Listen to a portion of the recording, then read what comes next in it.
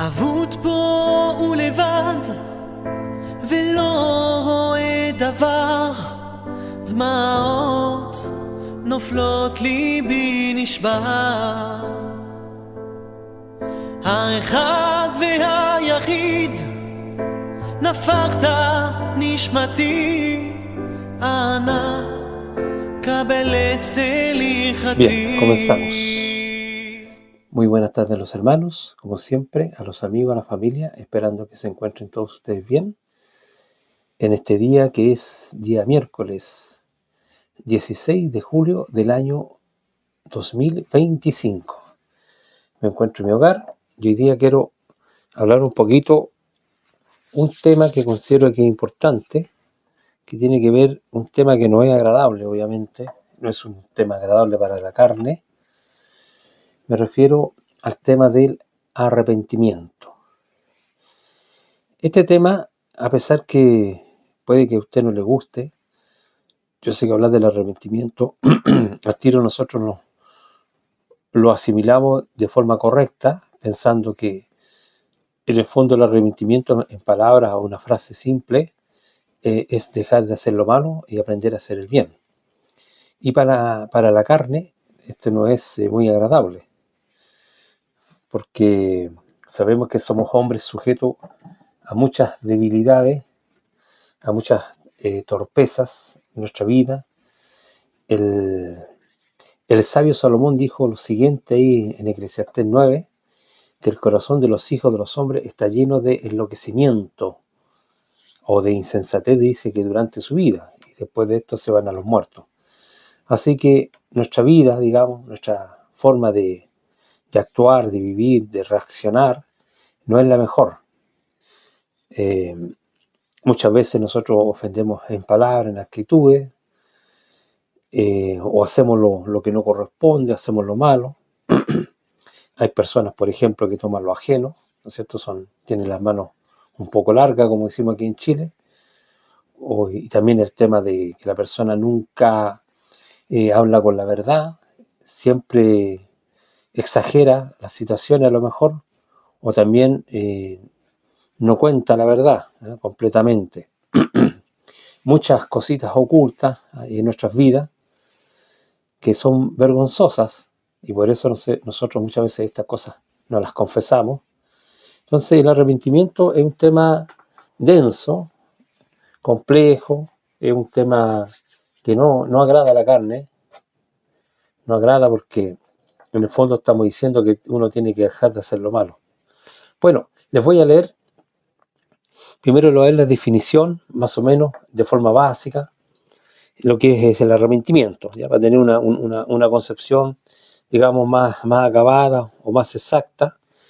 Dice que el arrepentimiento es el pesar que una persona siente por algo que ha hecho, o dicho, o también dejado de hacer. Quien se arrepiente cambia de opinión y deja de ser consecuente con un determinado compromiso o con alguna actitud. El término arrepentimiento designa la voluntad personal y sincera de asumir responsabilidades, las consecuencias de actos considerados moralmente reprochables, que no se debieran hacer, o cometidos en el pasado, o haberse comprometido y no realizarlo. Bueno, el uso de esta palabra suele referirse a la contrición y conciencia en la conciencia de una persona al enmendarse respecto de sus pensamientos previos, ¿ya? En el fondo, el arrepentimiento, ¿no es cierto?, es un remordimiento o es como que la persona siente tristeza, ¿cierto?, por algo que piensa que lo hizo mal, que no debiera haberlo hecho, o no hizo algo que tendría que haber hecho y lo dejó de hacer, ¿ya? Bueno, para que ustedes sepan un poquito, vamos a un poquito de tecnicismo, ¿ya? Referirnos un poquito más técnico. En la palabra arrepentimiento, usted sabe que el Nuevo Testamento fue escrito en griego, el koiné o la lengua más popular, y tiene dos términos, ¿ya? El arrepentimiento. Uno se llama metanoia, ¿ya? Eso sería en griego, metanoia, que es el más común que se usa en el texto del Nuevo Testamento, que significa el cambio de mente o cambio del corazón, un cambio de actitud, de dirección de vida. Es un profundo pesar por las acciones pasadas o por un firme propósito de cambiar también. Esta es la palabra más utilizada en el Nuevo Testamento cuando nosotros nos estamos refiriendo al arrepentimiento, el metanoia. Pero también hay otra palabra que también está en griego y que es parecida, pero indica algo un poquito diferente, que tiene que ver con la palabra metamelía. La otra era metanoia y esta es metamelía, que tiene que ver más bien con el remordimiento, el pesar de algo que ha hecho. O sea, hay un dolor, hay un reconocimiento, hay un sentimiento, hay un sufrimiento, una tristeza, pero no implica necesariamente un cambio de actitud o dejar de hacer lo malo, ¿ya? Sino que se siente un pesar, una tristeza, se reconoce la situación, pero no hay cambio, ¿ya? Esas son las dos variaciones que hay con respecto al arrepentimiento en el griego. Y en el hebreo también existen dos palabras para referirse al arrepentimiento. El primero, que voy a leer, que se llama el teshuvah, que eso sería en hebreo, y se refiere también al cambio de vida, al cambio de actitud, ¿ya? A la persona dejar de hacer lo malo, aprender a hacer el bien. Y hay otra que se llama sharatá, con acento en la A, sharatá, que solo es igual que el que estamos hablando en griego, que es el metamelía, que tiene que ver solamente con un reconocimiento, un pesar, pero no un cambio, ¿ya? Es un tecnicismo nomás, ¿ya? Para que ustedes, si quieren, más o menos el origen de la palabra y a qué se relaciona. Pero yo voy a dejar el tecnicismo, ¿ya? Los detalles y la parte técnica me voy a lo más práctico. Entonces, vamos a ver un ejemplo también que aparece en el Génesis, que es muy común, el arrepentimiento de parte de Dios, que también tiene que ver un arrepentimiento que aparece ahí la palabra, pero es otra palabra que no tiene que ver, por ejemplo, con un cambio de actitud, sino que con un pesar. Y eso aparece en Génesis capítulo 6, lo vamos a leer, Génesis capítulo 6, que va a ser interesante esto porque nos va a ayudar. En el Génesis capítulo 6, vamos a leer del 5 al 8. Aquí también hay un arrepentimiento, pero es de parte de Dios, no del hombre, ¿ya? Y aquí hay otro término, ¿eh? Que no tiene nada que ver con el que habíamos leído en el hebreo, que es el teshuvah, ¿ya? Eso no tiene que ver con eso, sino que acá hay otro término que se llama, que yo se lo voy a leer, es un término en hebreo y se lo voy a dar una explicación. Pero vamos a leer primero, del 5 al 8, dice: y vio el Señor que la maldad de los hombres era mucha en la tierra, y que todo designio del pensamiento del corazón de ellos era de continuamente solamente al mal. Y se arrepintió, ahí aparece la palabra, ¿ya? Y se arrepintió el Señor de haber hecho al hombre en la tierra, y le dolió en su corazón. Aquí, en este aspecto, la palabra, digamos, en hebreo es nasham, que no implica que Dios pecó y tuvo que arrepentirse, ¿no? No está hablando de ese arrepentimiento, sino que es un pesar, ¿no es cierto? Es un dolor de haber hecho el hombre. Ya tiene otra semántica, podríamos decir, ¿ya? Un significado diferente. No es que Dios se haya equivocado tampoco, no está hablando de eso, sino está hablando de un pesar. Eso es lo que dice en el hebreo, ¿ya? Esa palabra es nasham, ¿ya? Entonces, dice: y se arrepintió el Señor de haber hecho hombre en la tierra, y le dolió en su corazón. Ahí está, ¿eh? El pesar y el dolor que le produjo a causa de la actitud del hombre. Y dijo el Señor: raeré sobre la faz de la tierra a los hombres que he creado, desde el hombre, de la bestia, hasta el reptil, hasta las aves de los cielos, pues me arrepiento de haberlos hecho, ¿ya? Pero no he hallado gracia ante los ojos del Señor. Bueno, el tema que hoy día quiero presentar, que tiene que ver con el arrepentimiento, es un tema importante para todas las personas, las criaturas humanas, en el sentido que nosotros nos equivocamos, ¿cierto? Nos equivocamos. Entonces, el arrepentimiento por cambio de actitud es necesario para la criatura humana, porque en el fondo, como dije, o forma básica, que el arrepentimiento es dejar de hacer lo malo, ¿ya? Y eso es necesario para toda criatura. En una sociedad, ¿no es cierto?, cuando se produce algún tipo de daño, cualquiera sea, ¿no es cierto?, algo violento, puede ser un robo, ¿no es cierto?, una mentira, una estafa, cualquier situación que a nosotros no nos gusta, ¿no es cierto? La persona tiene que dejar de hacer lo malo, ¿ya? Ahora, meditando en el contexto histórico de que estamos hablando acá del Génesis capítulo 6, el autor nos presenta, ¿no es cierto?, de que un gran diluvio universal, ¿ya? Eso está relatado también en otras culturas. Pero acá viene la parte que yo creo que tiene que ver la reflexión, que yo quisiera hablar un poquito, que si usted lo mira desde el punto de vista histórico de esta situación, realmente es una situación espantosa, fue una situación muy espantosa, porque estamos hablando de la destrucción, ¿ya?, de esa humanidad, vamos a decirlo ahí, puede decir la humanidad completa, pero voy a decir de esa humanidad, o de ese periodo, ¿cierto?, de personas, y el Señor trajo un gran diluvio sobre la tierra, ¿cierto? Dice la Escritura que llovió durante 40 días y 40 noches, y murió todas las criaturas que tenían hálitos en sus narices, o ruaj, o viento, o respiraban, todo lo que estaba vivo, ¿cierto?, pereció.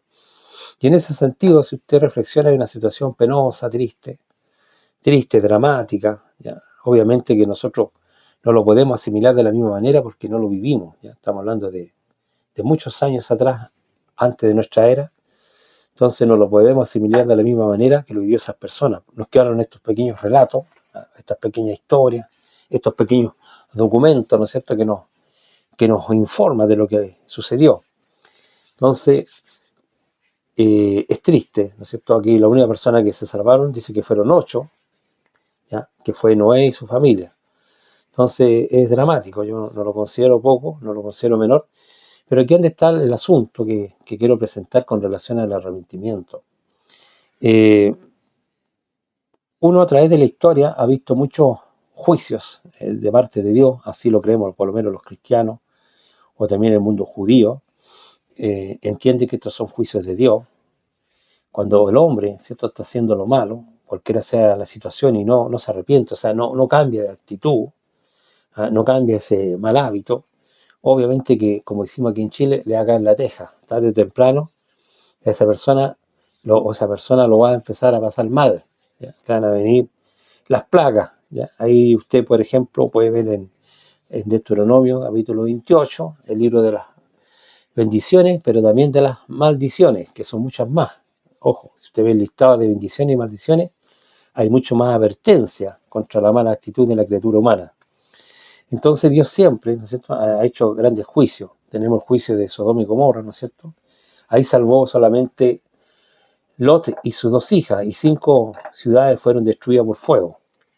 Así que son situaciones duras y dramáticas, ¿cierto? Porque si uno aquí lee el texto de lo que sucedió, que le dijo el Señor en el verso 7, y dijo el Señor, raeré sobre la faz de la tierra a los hombres que he creado, dice, desde el hombre hasta la bestia, hasta el reptil, hasta las aves de los cielos, pues me arrepiento de haberlo hecho. ¿Ya? Entonces es dramática la situación. Si no hubiera quedado Noé, a lo mejor la humanidad ya no existiría, ¿ya? Lo que yo veo. Entonces ahí tenemos un caso duro de castigo por las personas cuando hacen lo malo, ¿ya? Dice que la maldad de los hombres era mucho sobre la tierra, no especifica, pero me imagino que era un mundo violento, duro. Habían asaltos, violaciones, todo tipo de situaciones adversas. Y también dice que el pensamiento en los corazones de ellos era solamente de continuo al mal. Entonces uno sabe discernir lo que es bueno y lo que es malo. Entonces siempre la persona anda, ¿no es cierto?, seguramente con sus fechorías, ¿no es cierto?, sus cosas que no corresponde hacer. Ahí estaba el corazón puesto en esas cosas. Y después obviamente, ¿no es cierto?, se concretaban o se hacían. Y bueno, llegó la hora dura, ¿no?, la hora dura, y que fue triste para toda esa generación. Hay otro ejemplo que yo quisiera utilizar, que a lo mejor puede servir para hablar del arrepentimiento, que me gusta mucho, que es el caso de Jonás, en el capítulo 3, no lo vamos a leer entero obviamente a causa del tiempo. Usted sabe que estos son estudios muy básicos, son informaciones muy básicas, pero que en el fondo trato de transmitir, ¿no es cierto?, algún mensaje, ¿ya?, alguna advertencia, algún conocimiento, alguna información que le puede ser útil para su vida. En el caso de Jonás, ¿cierto?, estamos hablando de este gran profeta que estuvo, según el relato, en un gran pez durante 3 días y 3 noches, y después llegó a la orilla de un río cerca de ahí en Nínive, ¿no es cierto? Y seguramente alguien lo vio salir ese gran pez. Y este hombre, Dios le dijo lo siguiente, que esto lo vamos a leer, que es muy bueno, es muy interesante esta historia, es bonita, digamos, dramática, pero bonita la historia, ¿ya? Lo que pasó acá. Dice así, lo vamos a leer, ¿eh? Esto lo vamos a leer del 1 al 10. Dice, vino palabra del Señor por segunda vez a Jonás diciendo, levántate y ve a Nínive, aquella gran ciudad, y proclama en ella el mensaje que yo te diré. Y dice, y se levantó Jonás y fue a Nínive conforme a la palabra del Señor. Y era Nínive una gran ciudad en extremo. 3 días de camino, es bastante largo, o sea, 3 días para poder cruzar la ciudad. Y dice que comenzó Jonás a entrar por la ciudad camino un día, predicando y diciendo, de aquí a 40 días Nínive será destruida.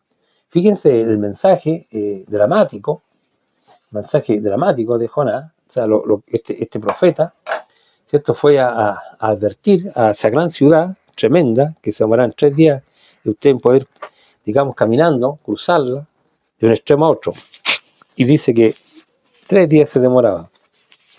Y el Señor le dijo que le fuera a avisar a esa gente, a esas personas, que en 40 días más yo voy a destruir esta gran ciudad.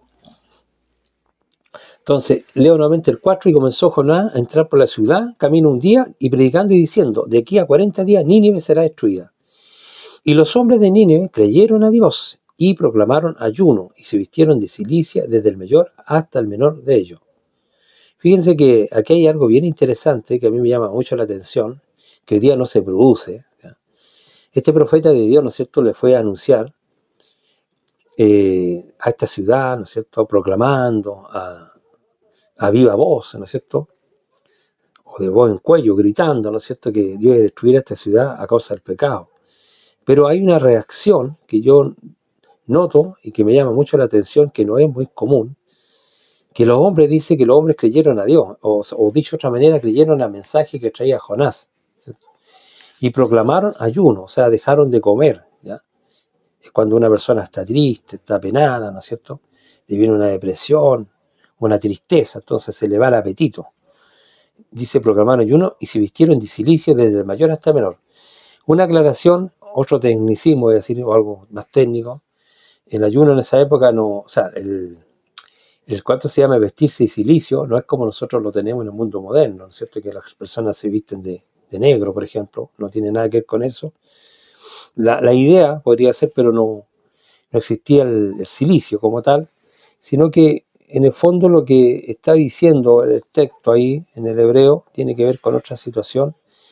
De acuerdo a la época, lo único que se vestían que eran con pieles de algunos de animales también, y de cabra, ¿ya? Y cuando las personas estaban tristes, según los historiadores, se vestían con un pelo de cabra que era áspero y que raspaba, ¿ya? Producía como al caminar, a usted le iba molestando porque no era una tela suave, ¿eh?, como el algodón, digamos, o como la lana, sino que generalmente ellos utilizaban lana. Esa era su vestimenta en la época, pero también cuando se habla digamos, de esta prenda que es de cabra, era muy áspera y raspaba y molestaba, producía unas pequeñas llagas, si usted lo usaba mucho tiempo o se movía mucho con la prenda. Bueno, ese era el cilicio, era de dolor, ¿ya? Dice que se vistieron de cilicio desde el mayor hasta el menor de ellos. Y dice que llegó la noticia al rey de Nínive y se levantó de su silla y se despojó de su vestido. Y se cubrió de cilicio y se sentó sobre ceniza. Bueno, aquí está la misma alusión, que posiblemente cambió de una ropa más áspera que ellos utilizaban. Esto ya no es 100% que haya sido así, pero sí cambió, y se cree que de acuerdo a la época pareció que eran de pieles de cabra, como digo, que raspaban el cuerpo. Y el rey le pasó lo mismo, ¿ya? O sea, el mismo rey, fíjense la actitud, ¿ya? Llegó la noticia hasta el rey de Nínive y se levantó de su silla y se despojó de su vestido y se cubrió de cilicio y se sentó sobre ceniza, ¿ya? También esto aparece mucho, también en el caso de Job. Es una manera, ¿no es cierto?, gráfica, ¿cierto?, de que la persona reconoce que es polvo y ceniza, que no es nada, ¿ya? Hizo proclamar y anunciar en Nínive, por mandato del rey de sus grandes, diciendo, hombres, animales y bueyes y ovejas no gusten cosa alguna, ni se les dé alimento, ni beban agua. O sea, aquí hay un decreto del rey, que toda persona, de forma obligada, ¿no es cierto?, tenía que dejar un poco los deleites, vamos a decirlo de esa manera para que se entienda, ¿cierto? El alimento, el agua, a empezar a sufrir, ¿ya? Decirlo de otra forma. Y sino que cúbrase de cilicio hombres y animales, y proclamen a Dios fuertemente, y conviértese cada uno de su mal camino y de la rapiña que hay en sus manos. Aquí mire qué interesante la proclamación o el edicto del rey, ¿ya? Sino que manda que a todo hombre, a toda criatura, tanto animales como todos, tenían que vestirse de cilicio, y en este caso los hombres, ¿no es cierto?, que se convierta de su mal camino y de la rapiña que hay en sus manos, ¿eh? del robo, ¿eh? O sea, había seguramente también una ciudad llena de violencia, seguramente mucho robo, violaciones, de todo tipo de cosas, atroces me imagino, un mundo medio como una anarquía, ¿no? Un mundo medio salvaje, también se podría decir. Entonces el rey proclama que ya no hay alimento, ¿no es cierto?, ni agua. Entonces empiezan las personas a sufrir. Dice, ¿quién sabe? Esto lo hace, dice, ¿quién sabe si se arrepentirá el Dios y se apartará del ardor de su ira y no pereceremos? Esto con relación a lo que venía anunciando este hombre que a lo mejor nadie conocía, que salió de un gran pez, ya eso lo pueden ver ustedes en los capítulos 2, ¿cierto? Entonces todos quedaron anonadados, asombrados de la situación, y le creyeron, digamos, a este gran profeta, a Jonás, le creyeron a su anuncio. Entonces dice, ¿quién sabe si se arrepentirá Dios y se apartará del ardor de su ira y no pereceremos? Y dice, y vio Dios lo que hicieron, que se convirtieron de su mal camino, ojo, y se arrepintió del mal que le había dicho que les haría y no lo hizo.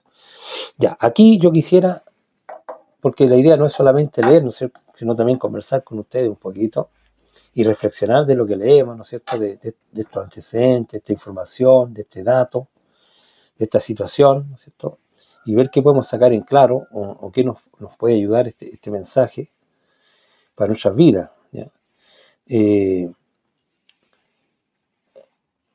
Yo dije al principio que el arrepentimiento no es una situación fácil, las personas no dejan lo malo o sus malas actitudes, sus malos hábitos, generalmente no lo hacen, ¿ya? Es con la excepción cuando les viene una enfermedad. Por ejemplo, si una persona es alcohólico, ¿cierto?, no quiere, yo estoy usando este ejemplo, ¿eh?, porque es lo más común casi en todos los países, en todas las culturas, que existen personas que son buenas para beber el vino o cerveza, etcétera, o cualquier licor, ¿no es cierto? Y con el tiempo algunas personas les produce algunas enfermedades, ¿cierto? Y bueno, cuando se ve la situación mala, cuando ya el hígado está muy malo, o cuando el médico le dice, ¿sabes que te quedan, si seguís por este camino, cabrito, vaya a durar unos 3 meses más? ¿Ya? Así que tenéis que tomar una decisión, ¿cierto? Si vais a seguir tomando, si queréis vivir un poco más, o si sigues tomando, te vas a morir. Entonces ahí como que la persona reacciona un poco, ¿ya? Es como un arrepentimiento de miedo, ¿ya?, bueno, perder la vida. Yo así más o menos lo defino yo. Ahí las personas tienen un cambio. Otro ejemplo, ¿no es cierto?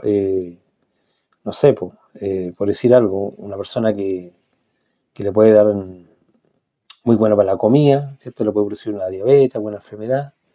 Ahí la persona como que toma conciencia un poco, o cuando ya le dicen que ya es diabético o diabética, entonces la persona deja, ¿cierto?, de comer las masas, el azúcar y todas las provisiones que le dan para no terminar, ¿cierto?, con sus miembros cortados. Eso también es muy común. Estoy usando estos ejemplos porque es lo más común que se ve. Entonces usted sabe que la escritura también habla de la buena mesa, ya que también es pecado, ¿cierto?, exagerar los almuerzos. Y todo ese tipo de cosas, pues exageradas.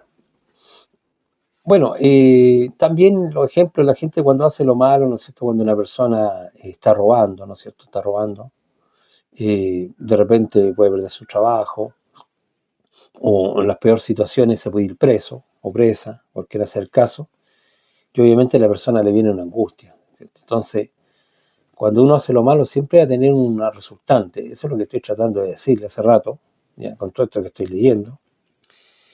Estas personas iban a hacer destruir esta ciudad, así como Sodoma y Gomorra, pero el Señor se arrepintió porque vio que ellos cambiaron. Eso es lo que le quiero decir, Eso es lo que yo quiero que cale en su corazón, en lo más profundo de su conciencia, que como consejo, ¿ya? Como un consejo que usted lo pueda tomar en cuenta, deje de hacer lo malo. ¿Ya? Ese es mi llamado hoy día, en palabras muy simples, muy comprensibles.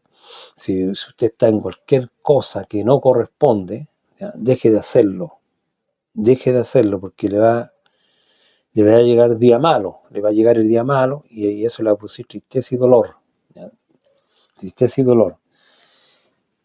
De parte del Eterno, obviamente, de parte del Eterno, porque el Dios es el Eterno, es el juez de toda la tierra, y Él va a hacer lo que es justo, ¿ya? Entonces, si usted está produciendo algún tipo de abuso, de cualquier tipo o índole, yo no voy a explicar porque pueden ser muchas situaciones, a lo mejor usted es un adúltero, puede ser, o usted es un fornicario, ¿no es cierto? Se acuesta con una mujer y con otra, usted es un ladrón, o un estafador, usted es un mentiroso.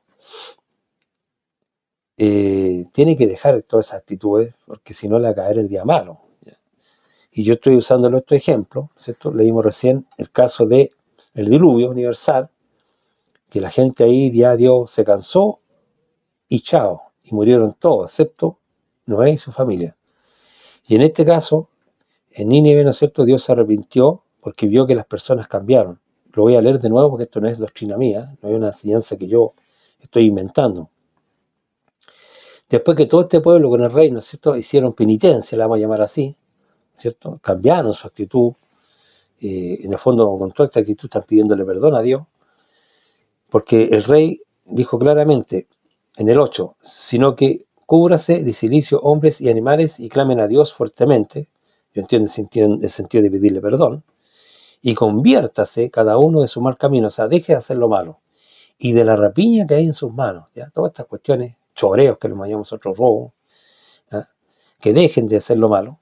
¿Quién sabe si volverá y se arrepentirá Dios y apartará el ardor de su ira y no pereceremos? O sea, como que el rey está viendo que el creador de todos los hombres, ¿no es cierto?, como los hombres no están viviendo conforme a la voluntad de Dios, están viviendo cada uno según le parece, y haciendo lo malo, ¿cierto?, con el prójimo, con el semejante. Entonces, el juez de toda la tierra va a traer un tremendo juicio en 40 días más, ¿no es cierto?, según la proclamación del profeta Jonás. Y el rey está diciendo que ya tienen que arrepentirse para que Dios, ¿cierto?, no los destruya. Y en el 10 dice, y vio Dios lo que hicieron, que se convirtieron de su mal camino, o sea, se arrepintieron, convertirse de su mal camino, y se arrepintió del mal que había dicho que les haría y no lo hizo. Se salvó, digamos, se salvó esta ciudad, Nínive. Después, posteriormente, sí fue destruida, pero sería ya tema para otro estudio. Pero en este periodo, ¿cierto?, se salvaron y Dios no las destruyó. Entonces, ¿qué aprende uno de acá? De que lo más aconsejable es que si alguien está haciendo lo malo, tiene que arrepentirse. Miren, en Isaías capítulo 1, este texto me gusta mucho a mí, me enseña mucho Isaías, estamos hablando por ahí de 750, por tirar una fecha, aprox, en tiempo de Isaías, el pueblo estaba muy mal. Vamos a leer Isaías capítulo 1, del 1 al 9, que dice lo siguiente, lo que vio Isaías, el hijo de Amós, acerca de Judá y de Jerusalén. Dice que fue en los días de Urías, Jonatán, Acaz, Ezequías, reyes de Judá. Fíjense lo que va a decir este profeta con relación a su propio pueblo. Dice, oír cielos y escuchar tu tierra, porque habla el Señor. Crié hijos y los engrandecí, y ellos se rebelaron contra mí. Acuérdense que después que salieron de Egipto, Dios le entregó todas las tierras prácticamente de sus enemigos y los engrandeció, les dio herencia. Y bueno, después que estaban en una buena situación, digamos una situación cómoda, podríamos decir así, el pueblo empezó a hacer lo malo y le dice, el buey conoce a su señor y el asno el pesebre su señor. Israel no entiende, mi pueblo no tiene conocimiento. Dice que hasta el animalito conoce a su dueño, que no tiene mucho discernimiento un animal, pero alcanza a discernir quién es su amo, ¿ya?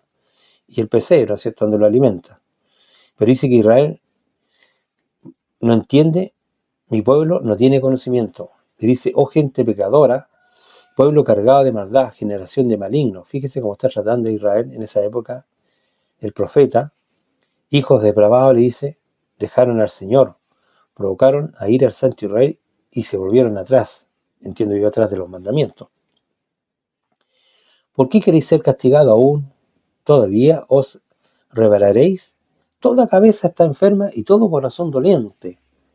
Desde la planta del pie hasta la cabeza no hay en él cosa sana en Israel, sino herida, hinchazón y podrida llaga. No están curadas ni vendadas ni suavizadas con aceite. Vuestras tierras están destruidas, vuestras ciudades puestas a fuego, vuestra tierra delante de vosotros comida por extranjeros, asolada como asolamiento de extraños. Y queda la hija de Sión como enramada en viña y como cabaña en melonar, como ciudad desolada. Si el Señor de los ejércitos no nos hubiese dejado un resto pequeño, como Sodoma fuéramos y semejante a Gomorra. Parece que fue todo un periodo, ¿cierto?, que Israel lo estaba pasando muy mal con sus enemigos, mucha destrucción, y todo esto le vino seguramente, como dice el profeta, o le está reclamando, fue por las malas actitudes que tenía el pueblo, que no se sujetaba a los mandamientos, lo mismo, el pecado, la maldad, ¿no es cierto?, toda esa cosa mala. Y dice que si el Eterno no hubiera tenido misericordia, no hubieran quedado ninguno, así igual que Sodoma y Gomorra. Y les dice en el versículo 10, príncipe de Sodoma, oíd palabra del Señor. Aquí no está hablando contra el pueblo Sodoma, sino que le está tratando así, ¿no es cierto?, a Israel y a Judá, ya a los principales, ¿no es cierto?, a los que gobiernan. Príncipe de Sodoma, oíd la palabra de Jehová, escuchad la ley de nuestro Dios, pueblo de Gomorra. Imagínense cómo estaban viviendo ellos en esa época, seguramente por eso el profeta escribió esto. Dice, ¿para qué me sirven, dice el Señor, las multitudes de vuestros sacrificios? Hastiado estoy de holocausto de carnero, de cebo de animales gordos, no quiero sangre de bueyes, ni la oveja, ni de machos cabríos. ¿Quién demanda esto de vuestras manos cuando venís a presentarlos delante de mí para hollar mis atrios o para pisotearlos en el fondo? ¿Ya? Dice, no me traigáis más vana ofrenda, el incienso me es abominación, la luna nueva, día de reposo, la convocar asamblea, no los puedo sufrir. Son iniquidades vuestras fiestas solemnes. Vuestras lunas nuevas, vuestras fiestas solemnes las tiene aburrida mi alma. Son gravosas. Cansado estoy de soportarlas. Entonces, todo lo que hacía Israel, ¿cierto?, parece que todavía seguía con sus tradiciones, ¿no es cierto?, cada una de estas cosas que era para el beneficio del pueblo, que yo ahora no lo voy a explicar en detalle porque sería muy largo el video, pero cada fiesta representa, ¿no es cierto?, alguna actitud que tiene que tener el israelita, ¿cierto? Cuando tú llevas un animalito o una ofrenda, ¿no es cierto?, por el pecado, por ejemplo, porque has con arrepentimiento, etcétera, o llevas una ofrenda voluntaria para el sacerdote, o las lunas nuevas, ¿cierto?, los días de reposo, que en el fondo es para dedicarse a Dios, etcétera. Todas estas cosas que ellos eran fiestas importantes, que tienen sentido, ¿cierto?, para el pueblo de Israel, ellos igual las siguen haciendo, pero no había cambio en ello, entonces no tenía sentido. Esto es igual como que usted va un domingo, como hicimos nosotros aquí en Chile, usted va a misa un día domingo, ¿cierto?, va a escuchar palabra de Dios, va a escuchar cánticos con letras de Dios, oraciones, ¿no es cierto?, va a compartir la cena, etcétera, y después usted sigue haciendo su propia vida, ¿ya?, y una vida, digamos, ajena o alejada, ¿no es cierto?, de los mandamientos del Señor. No tiene sentido, ¿ya? No tiene sentido congregarse, ¿no es cierto?, y usted no tiene un cambio en su vida. Si yo soy un ladrón, un borracho, no saco nada congregarme un día domingo o celebrar alguna fiesta, porque no hay cambio.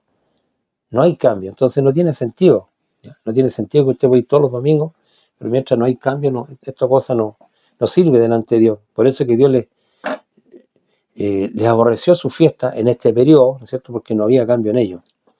Entonces dice, cuando extendéis vuestras manos, yo esconderé de vosotros mis ojos. Asimismo, cuando multipliquéis la oración, yo no oiré. Llenas están de sangre vuestra mano. Así que aquí hay un dato, un antecedente, que parece que habían hasta homicidios en ese periodo, ¿cierto? Había seguramente robo, violencia. Entonces, ¿cómo después van a ir a orarle a Dios, a pedirle, si sus vidas están totalmente en oposición a los mandamientos, contrarios? Entonces, ¿qué sentido tiene, ¿no es cierto?, de orarle al Señor cuando uno está haciendo lo malo? ¿Ya? Dios no va a escuchar.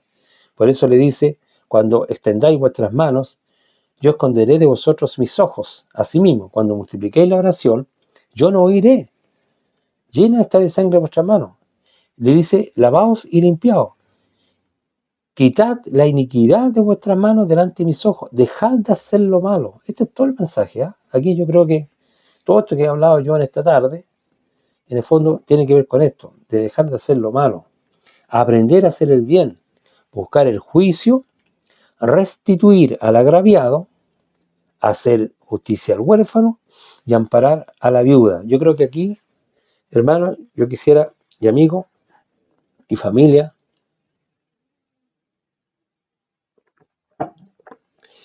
y cualquier persona que está escuchando este video, ¿no es cierto? Ojalá que llegue a muchas personas para que se arrepientan.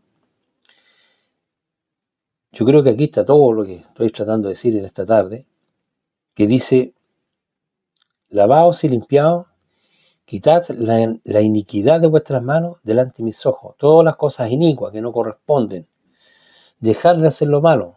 Las personas a cierta edad ya discernimos lo que es bueno y lo que es malo, así que yo no voy a hablar de detalle, usted sabe lo que está haciendo, yo sé lo que estoy haciendo yo, y usted también sabe lo que está haciendo. Dejad de hacer lo malo.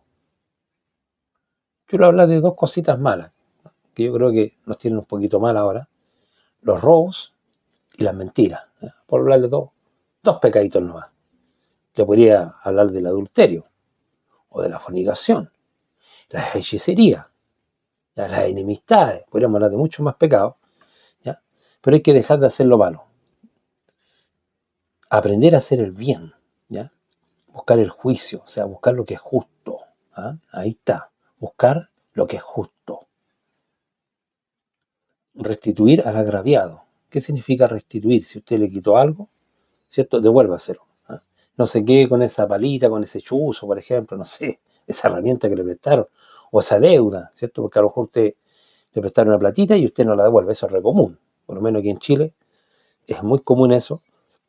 Mucha gente pide a un amigo, a un conocido y después no le restituye.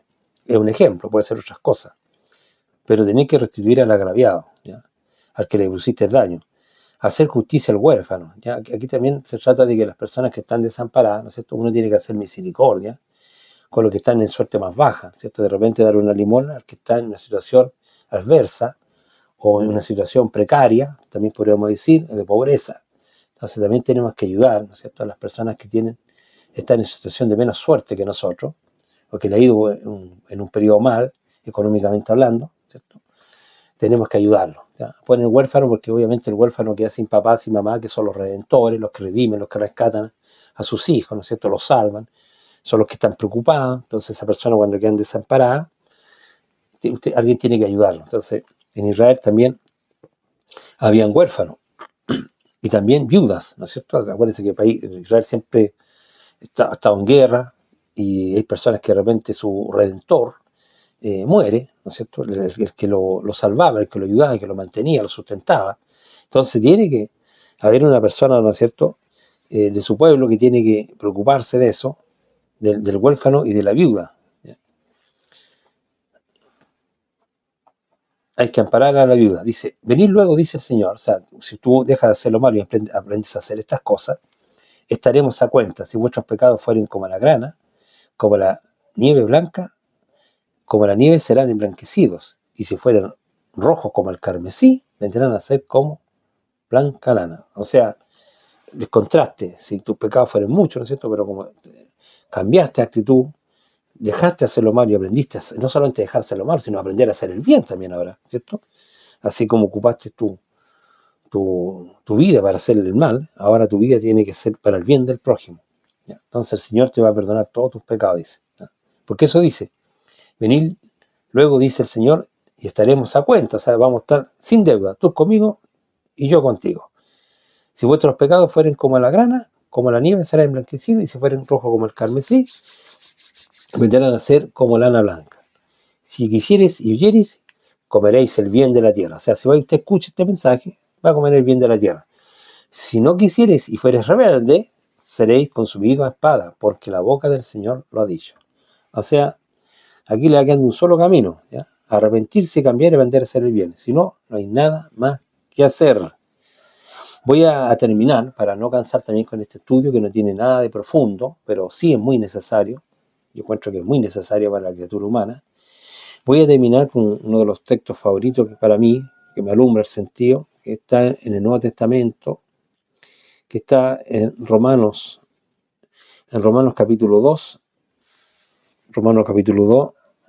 del 1 al 8, lo encuentro muy bueno el texto, ayuda mucho. Dice, miren, dice así el apóstol Pablo, escribiéndolo a los hermanos en Roma. Dice, por lo cual eres inexcusable, oh hombre, cualquiera que seas tú que juzgas, pues en lo que juzgas a otro te condenas a ti mismo, porque tú que juzgas haces lo mismo, ¿ya? O sea, bueno, aquí está hablando de que cuando nosotros hacemos juicios de condenación sobre otro, tenemos que estar conscientes si nosotros estamos haciendo lo mismo. Yo no puedo juzgar a una persona de algo malo que yo también estoy haciendo, ¿ya? Pero hay alguien que sí que juzga con justo juicio, que es el juez de toda la tierra. Porque dice ahí en el versículo 2, más sabemos que el juicio de Dios contra los que practican tales cosas según verdad. Y piensas, esto hombre, tú que juzgas a los que tal hacen y hacen lo mismo, que tú escaparás del juicio de Dios. Bueno, esto es bien común, ¿eh? También es bien común como reflexión. Muchas veces nosotros juzgamos a los hermanos, por ejemplo, oye, tú soy súper mentiroso, yo también soy mentiroso. Entonces hay que tener cuidado cuando uno juzga a otro y no se mira a sí mismo, ¿no es cierto? Miramos la paja ajena, como decimos nosotros acá en Chile, ¿cierto? Y también como dice la Escritura, y no nos miramos a nosotros mismos. Pero dice algo interesante en el 4, dice, o menosprecias la riqueza de su benignidad, la riqueza de Dios en cuanto a la benignidad de Dios, de la bondad de Dios, ¿no es cierto? O menosprecia la riqueza de su benignidad, paciencia y longanimidad, que es una paciencia alargada, prolongada, ignorando que su benignidad o la bondad de Dios te guía al arrepentimiento. Ya, o sea, Dios está teniendo mucha largura de ánimo, ¿no es cierto? Muchas veces no somos castigados al tiro porque Dios es muy bueno, ¿ya? Eso es lo que está diciendo en el fondo, que tiene largura de ánimo, ¿cierto? Nos comprende nuestras flaquezas, nuestras torpezas, pero tiene un límite, ¿ya? Y cuando nosotros no nos arrepentimos, ¿no es cierto?, de nuestras maldades, ¿qué estamos haciendo? Estamos menospreciando. Por eso dice, o menosprecias la riqueza de su benignidad. Estamos despreciando la riqueza, la abundancia que tiene Dios en este aspecto, que es la de ser bueno, ¿cierto? También la paciencia y la longanimidad que tiene Dios, ¿cierto? Longanimidad, ¿eh? Una paciencia alargada. Ignorando que su benignidad te guía al arrepentimiento, es para que uno se arrepienta. Pero, verso 5, por tu corazón no arrepentido, atesoras para ti mismo ira, para el día de la ira y de la revelación del justo juicio de Dios. O sea, cuando hay un corazón que no está arrepentido de lo malo, no se quiere apartar, ¿ya? Este es el mensaje, no se quiere apartar, la persona está atesorando ira, ¿ya? Como que se va inflando, ¿ya? Está rebosando la copa del Señor, la ira, está acumulando ira, para el día de la ira, y dice, y de la revelación del justo juicio de Dios, revelar, mostrar, sacar el velo, cuando usted se encuentre cara a cara, ¿no es cierto?, con el juicio de Dios, el cual pagará a cada uno conforme a sus obras, va a pagar conforme a sus obras, cómo obramos, cómo hicimos, cómo vivimos, qué es lo que dijimos, qué es lo que dejamos de hacer, el cual pagará a cada uno conforme a sus obras. Vida eterna, este es un pago, ¿a los qué? ¿O a quiénes? ¿A quiénes va a pagar con vida eterna? Perseverando en hacer el bien, los que continuaron haciendo siempre el bien, ¿y qué es lo que buscan? Gloria, honra e inmortalidad. Eso le va a dar Dios como pago. Pero ira y enojo a los que son contenciosos y no obedecen a la verdad, sino que obedecen a la injusticia o se complacen en la injusticia, ¿no es cierto? Eso le va a llegar el día duro, ¿ya? Dice, tribulación y angustia sobre todo ser humano que hace lo malo. Lo voy a leer de nuevo, ¿eh? Tribulación y angustia sobre todo ser humano que hace lo malo. Al judío primeramente y al que no lo es, o al griego, ¿ya? O al gentil, ¿ya? ¿Ven? Pero gloria, honra y paz a todo el que hace lo bueno, al judío primeramente y también al que no lo es. Porque no hay acepción de personas para con Dios. Dios no hace excepción, ¿eh? Como nosotros hacemos excepción. Dios no se inclina, sino que a todos los trata con justo juicio. Bien, pues, hasta aquí yo creo que lo voy a dejar.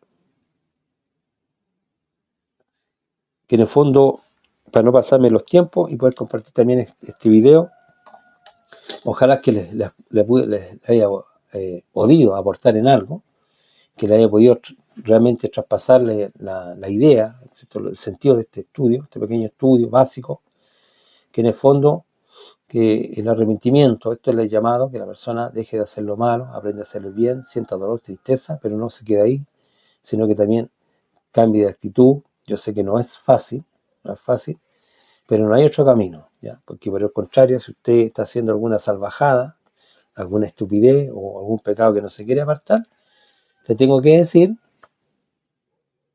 le tengo que advertir, como lo hizo Isaías, como lo hizo Jonás, como lo han hecho todos los profetas, yo también le tengo que decir que le va a llegar el día malo. Y eso va para mí, pero también va para usted. Que Dios los bendiga mucho, que los guarde y los proteja. Gracias.